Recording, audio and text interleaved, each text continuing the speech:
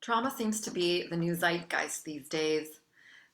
It used to be stress was the topic in the wellness industry and with therapists. The idea that stress was the root cause of illness is all prevalent. We accept this now. We're all stressed out. We're all anxious.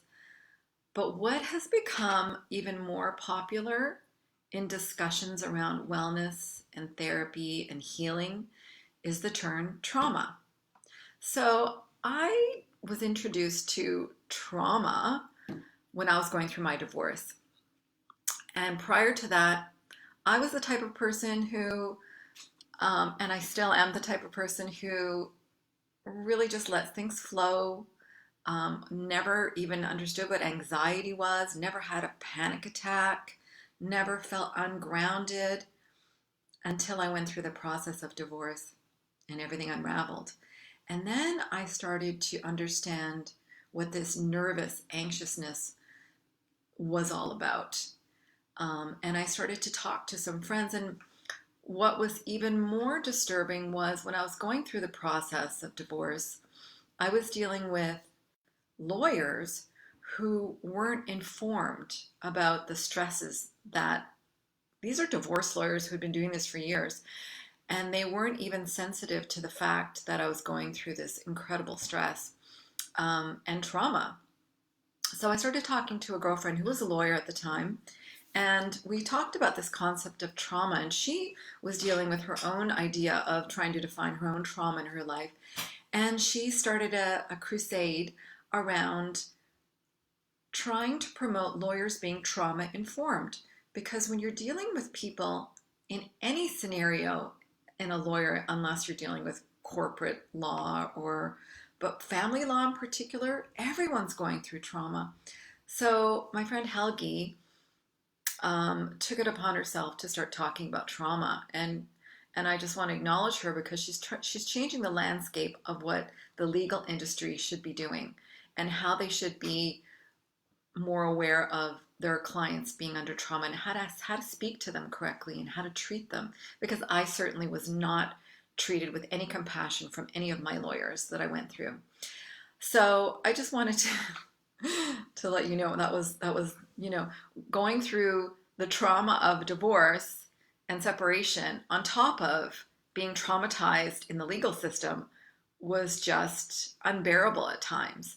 So if you're going through the same thing, perhaps you want to find a lawyer who is trauma informed and request it, because it will really help you with the process that you're going through right now. So I also wanted to just discuss trauma. So I've done a lot of work around trauma, and I want to share with you my knowledge. So trauma is really elusive. PTSD, according to the American Psychological Association, really was associated with post-traumatic stress from veterans after being in combat and war scenarios. And they observed the emotional trauma of being in those situations, and then they defined it and learned how to deal with it. But really, from a psychological and psychiatric point of view, usually the protocol is to combine cognitive behavioral therapy technique with medication, with pharmaceuticals. And unfortunately, all the studies that I've read really indicate that the success rate is so low with that type of treatment that really what needs to happen when we're in trauma is other stuff. We really need to deal with trauma on a more holistic level, because it's really just not the triggering in the brain, which is really the function of what's going on, but it's how it settles in your body and how you are able or not able to function as a result of it and how to get it out of your body. So according to the American Psychological Association, the definition for trauma is an emotional response to a terrible event like an accident, a rape, or a national disaster. This is right from their website. Immediately after the event, shock and denial are typical. Longer term reactions include unpredictable emotions, flashbacks, strained relationships, and even psychological systems or physical symptoms like headache or nausea. While these feelings are normal, some people have difficulty moving on with their lives. Psychologists can help these individuals, of course, construct ways of changing and managing their emotions. And PTS is defined as post traumatic stress disorder, which is an anxiety problem that develops in some people after extremely traumatic events, such as combat, crime, or an accident or a natural disaster. And of course, people with PTSD relive the event via intrusive memories, flashbacks, and nightmares, and avoid anything that reminds them of the trauma. And they have anxious feelings they didn't have before that are so intense that their lives are disrupted. Okay, so what's happening now in this definition is they've really expanded the events to which they attribute trauma to. They expanded to divorce, um, separation, child abuse, um, uh, of course, death. So, family death or any, sort of normal death, it's also very traumatic. But when it comes to divorce and separation, PTSD is very commonly known. And amongst the therapists that I've talked to, they really do understand that divorce is a form of going through divorce is traumatic and can bring on symptoms of PTSD. So you're having flashbacks, you're not able to sleep, your sleep is disrupted, you're not able to cope, you're not able to really manage what's going on, because when you're in a divorce situation, it can be as traumatic as any combat, as you well know. So, um, there are two forms of trauma that they define. So one is acute trauma. So acute trauma is when you've just broken up, or something that's happened in the instant, an event, an altercation. So you're in trauma initially. That's acute trauma. And apparently it doesn't, this type of trauma is kind of like the first line of what trauma is, because what happens is if that traumatic situation is not resolved in your mind, for example, if you can't rationalize it or you can't resolve it in some way, energetically and rationally, then it stays in your system. And what happens is we form a loop. It gets caught in a sort of a flashback loop in your brain, between the centers of your brain um, that are memory, amygdala, like the primitive brain, and the hypothalamus, and how we react and how we respond to things. So you're stuck in a loop. And what happens over time, if you don't resolve the issues of that traumatic situation, it becomes chronic trauma. And chronic trauma can last for years. And we know this if you're in an abusive relationship, if you've had an abusive marriage, that could have been PTSD for years and years and years. But the effect of divorcing, which is the acute trauma situation, if you're not able to resolve your divorce and the issues around your divorce, make sense of it, then you can become chronically traumatized. So what do you do with this trauma? And I know there's so many people out there right now. I know you're dealing with this on so many levels. You could be going to your therapist and it's helpful, but you're not really actively, resolving it in a long-term basis. Or you could be on medication, and that's just numbing you, but it's really not dealing with the underlying issues. So I want to offer up some techniques that I've used and some alternative forms of therapy that I've also used and that I highly recommend. So the one form you might have heard of this is EMDR. EMDR is eye movement. Eye movement desensitization and reprocessing. So it is a therapeutic session where you're activating parts of your brain either visually or with sound. And what it does is when you're in the process of the therapy, you're actually dislodging the connection in your brain so that you can resolve that trauma. It's very effective. It can be really harsh to your system. If you're with a good therapist, it has to be done slowly. Another one that I love and I talk about often is a gentler form of the same kind of therapy where you're unblocking the connection is emotional freedom technique, EFT or tapping. And tapping is done by gently tapping parts of your body,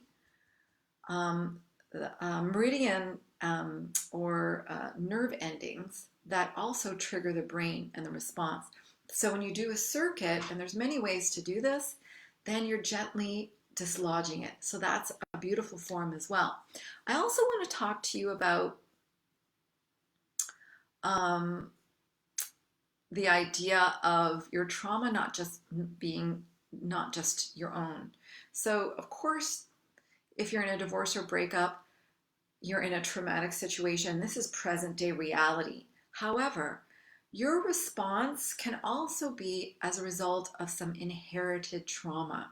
Now, I talked about this last night in the webinar, in the masterclass. Inherited trauma is scientifically proven now. Back in the 70s, a therapist by the name of Bert Hellinger was the founder of this type of therapeutic process called family constellations. And he surmised that there is an energetic link to our inherited traumas, to our ancestral traumas, and it actually affects us in present day because we are linked energetically to our ancestors up there, over there. We are linked. So energetically, we're actually feeling the trauma that they felt. So now we know through the study of epigenetics that you are affected by the traumatic situations of your ancestors 3 generations back. So your trauma isn't just to the present day, but it is also a trauma that's built into your DNA. And it's because of the trauma that you've inherited that is making you, is triggering the level of trauma that you're undergoing now in present day. Does that make sense? Okay, so it really does genetically affect you. So there is such a thing as, some people don't get traumatized because they're able to resolve the trauma, as we know. Wow, wouldn't that be great if we could all do this? Well, there is a genetic predisposition for absolutely being able to process your traumas, and it's been dubbed the warrior gene. So these are the people who take action when there's crisis. They're the ones who rally people, who go, this is the way out, follow me. And when you have the warrior gene, with that, you're able to resolve the trauma because now you're actively working towards getting out of that situation. And that's the key. We have to move our body to get out of that situation. But if we are in a traumatic situation, such as early childhood trauma, where you can't actually leave, you can't move, that stays in your body. And then now, as you grow older, and then you have a situation like a divorce or a breakup or a traumatic relationship, that gets triggered over and over again. So it's very complex. It's there is a way out. There are several ways out, as I just mentioned. You can find a therapist that does EMDR. You can find somebody who also does EFT in a therapeutic situation. You can also find a family constellations therapeutic counselor. But right now I want to give you some tools to help you deal with the trauma that you're undergoing right now in this present moment. So when you're in trauma, you're in a heightened level of stress. So there's a lot of information I have around trauma. So let me just share something that I talk about as well.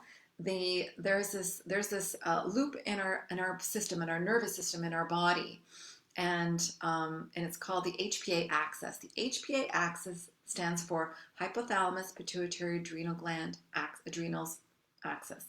And what happens is this is a system that gets triggered and gets activated when we have something happen. So when we have an event that happens, so you're in an acute traumatic situation, your hypothalamus gets triggered. It sends a hormone to the pituitary to release a hormone to go to your adrenals via the thyroid. And then your adrenals kick into action and start pumping out, and adrenaline and epinephrine, anything you need to actively move out of that situation. Okay? But when we're in chronic trauma, we're pumping these hormones through our body constantly, which gives us chronic inflammation as a result. So we need to focus on our body system before we start dealing with our mind, because it's linked, right? It's all linked.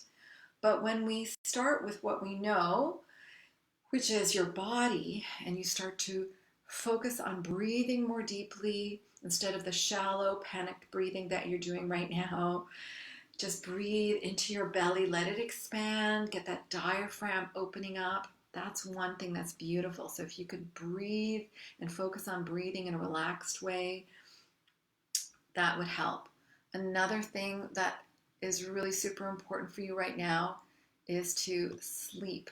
Sleep is essential for us to repair our system, because right now your system is in crisis when you're in trauma. And when your body's in crisis, it needs to repair. And the only way it can repair is by sleeping. So take naps if you can, sleep in, just push everything that's non-essential out of your life, okay? You don't have to do everything that you're doing. You don't have to keep yourself busy to distract yourself. Don't watch TV. Don't bring your computer and electronics in bed with you. Wear a mask, dark out shades, anything that you need and to get yourself calm. There's tons of amazing songs on YouTube and sounds to calm down your system and trigger your theta brainwaves so you can sleep and relax. Get grounded. Get grounded every single day. So we do a lot of grounding techniques in the group, but also what's a really easy, cheap way of getting grounded is to go out into nature. So if you have a park near you, walk on the grass, lean against a tree, and just breathe in the beautiful enzymes that the earth is giving you to calm your system down. Eating nurturing foods. The first thing we want to do is numb, right? So you want to have alcohol. Oh my God, the first thing you want to do is grab some wine, some beer, hard liquor to numb your system down. That's actually really detrimental. So try not to drink too much alcohol. Start eating nourishing foods. Start eating healthier foods, not fast foods, not greasy foods, not sugar foods. And then I also want to encourage you to start taking some magnesium at night. So we're depleted in magnesium just because we're not getting it in our food and our soil anymore. So taking magnesium every day should be part of your natural routine if you're doing vitamins. And the type of magnesium that you have to take is a special form. It's not any magnesium, because magnesium comes in different forms. Stay away from citrates, oxides. Stay away from those ones, but get the form that you really need is a bisglycinate. So the bisglycinate form actually helps relax your structure. So it focuses on your ligaments, your tendons, and your nervous system. So having 2 of those a day, 1 in the morning, 1 at night, will really help you cope as well. So remember, when you're in trauma, the first thing you need to do is repair your body, get calm, and start nurturing yourself. Okay, find a great therapist, look for alternative techniques, as well as if you are seeing a psychologist or you're on some sort of protocol, do something else on top of that to help support that as well. I know you're going to get through this. Keep connected to the community and get the support that you need. So have an amazing day. Thanks for joining me today.